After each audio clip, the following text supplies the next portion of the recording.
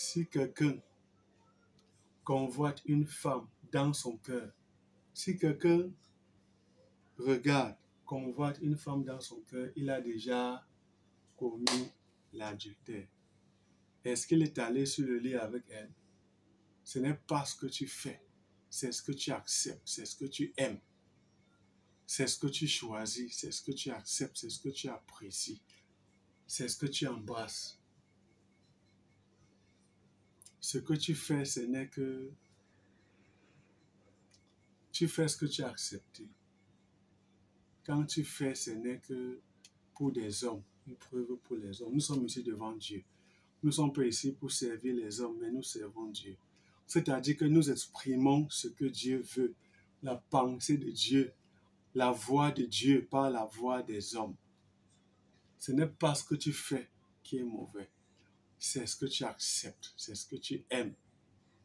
C'est ce que tu choisis, c'est ce que tu préfères, c'est ce que tu apprécies, c'est ce que tu loues, c'est ce que tu adores. C'est ce que tu agrées. C'est ça qui est mauvais.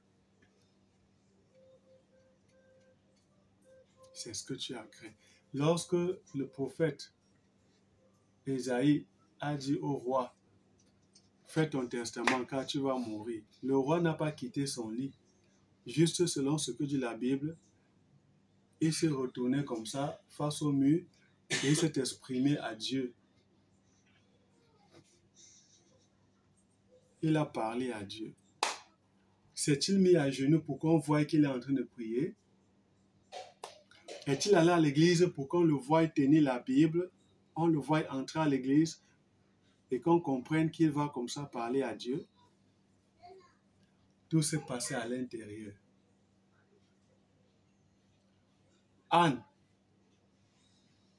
à l'église, face au sacrificateur Élie. Le sacrificateur Élie, homme de Dieu, a même cru qu'elle était ivre. Il a traité de femme perverse, de mauvaise vie. Tout se passe à l'intérieur.